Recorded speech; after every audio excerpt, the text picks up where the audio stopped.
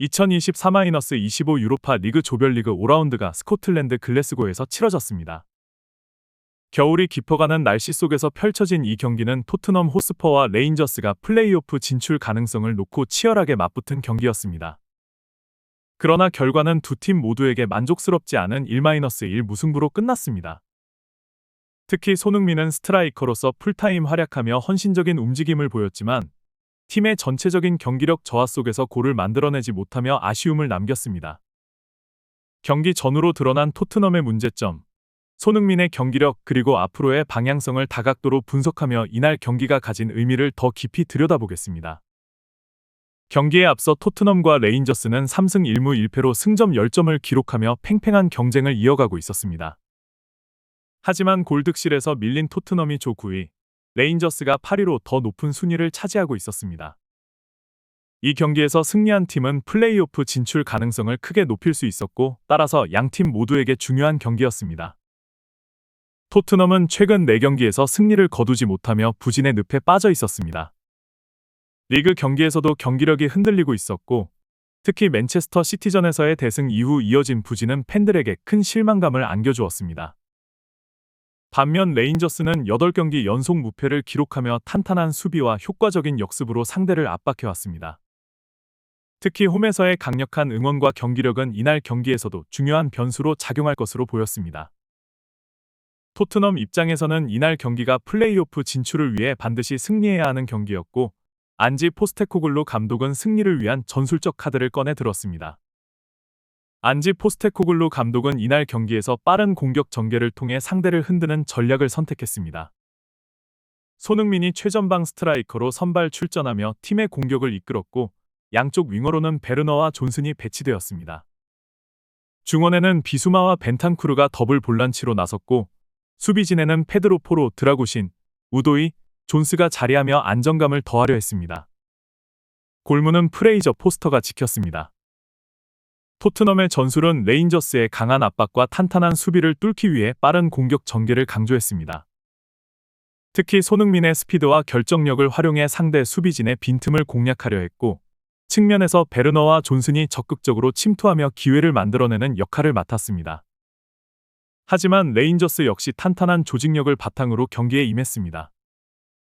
최근 3경기 연속 무실점을 기록한 레인저스의 수비진은 높은 집중력을 유지했고, 공격에서는 빠른 전환을 통해 토트넘의 빌드업을 방해하며 주도권을 가져가려 했습니다. 경기가 시작되자 토트넘은 빠르게 경기를 주도하려 했습니다. 경기 시작 20초 만에 베르너가 코너킥 찬스를 만들어내며 공격에 물꼬를 트는 듯 보였지만, 이후 이어진 전개 과정에서 빌드업의 문제점이 드러났습니다.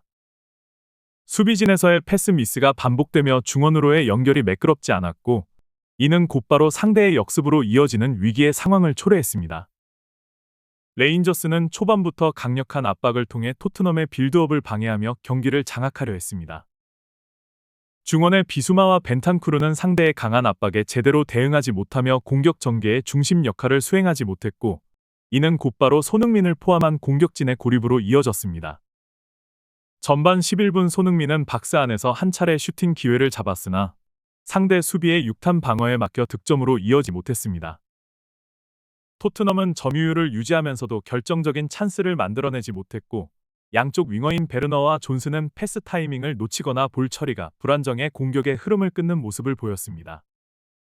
전반전은 양팀 모두 큰 기회를 만들지 못한 채 0-0으로 종료되었고, 토트넘은 경기 내내 답답한 공격 전개와 불안정한 수비 빌드업으로 고전했습니다.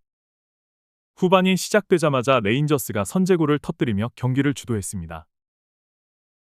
후반 1분, 레인저스는 측면에서 빠르게 올라온 얼리 크로스를 통해 토트넘의 수비진을 무너뜨렸고, 문전에서 정확한 마무리로 득점을 성공시켰습니다.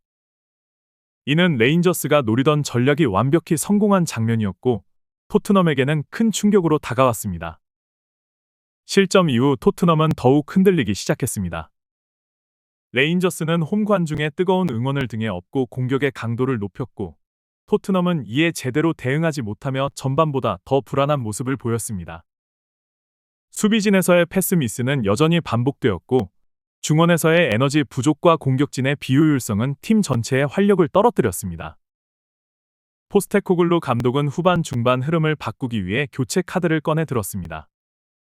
후반 63분 베르너를 빼고 클로셉스키를 투입하며 변화를 시도했고 이 선택은 후반 74분 결실을 맺었습니다. 클로셉스키는 박스 안에서 공간을 찾아 들어가며 솔랑케의 패스를 받아 동점골을 터뜨렸습니다. 이는 토트넘에게 다시 한번 희망의 불씨를 살려주는 골이었습니다. 하지만 이 골 이후에도 토트넘은 경기를 장악하지 못했습니다. 경기 내내 드러난 빌드업 과정의 불안정함과 수비진의 실수는 여전히 문제로 남았고 상대의 강한 압박에 공격 전개는 매끄럽지 못했습니다. 손흥민은 동점골 이후에도 끝까지 헌신적인 움직임을 보이며 팀을 이끌었지만 골을 만들어내기엔 팀 전체의 문제점이 너무 컸습니다. 경기 막판 레인저스는 승리를 위해 총공세를 펼쳤습니다. 후반 87분 레인저스가 오프사이드로 골을 취소당하며 홈관중의 환호가 터졌지만 VAR 판독 결과 골이 무효화되었습니다. 토트넘은 이 순간 간신히 실점을 막았고 포스터 골키퍼의 선방은 경기의 균형을 지키는 데 중요한 역할을 했습니다. 하지만 토트넘 역시 추가 득점을 만들어내지 못한 채 경기를 마무리 지었습니다. 결국 경기는 1-1 무승부로 끝났고 토트넘은 승점 1점을 얻는 데 만족해야 했습니다. 손흥민은 이날 경기에서도 끝까지 헌신적인 움직임을 보이며 팀을 위해 뛰었습니다. 그는 여러 차례 공간을 찾아 움직이며 동료들에게 기회를 만들어주려 했지만 팀 전체의 불안정한 경기력 속에서 그의 활약은 빛을 발하기 어려웠습니다. 경기장의 잔디 상태와 상대 수비의 견제가 그의 움직임을 제한한 주요 요인으로 보입니다. 토트넘은 이번 경기에서 드러난 문제를 해결하지 못한다면 플레이오프 진출 가능성은 더욱 낮아질 것입니다. 빌드업 과정의 안정화, 중원의 에너지 회복, 공격진의 날카로움 회복이 시급하며 포스테코글루 감독의 전술적 조정이 필요한 시점입니다. 결과적으로 이날 경기는 토트넘에게 실망스러운 결과로 남았습니다. 그러나 손흥민의 헌신과 노력은 여전히 팬들에게 희망을 안겨줍니다. 그는 팀이 어려운 상황에서도 포기하지 않는 정신력을 보여주었고 이는 앞으로의 경기에서 팀의 중요한 자산이 될 것입니다. 토트넘이 남은 경기를 통해 조직력을 회복하고 손흥민의 클래스를 다시 한번 증명할 기회를 잡기를 기대합니다. 토트넘과 손흥민의 여정은 아직 끝나지 않았습니다.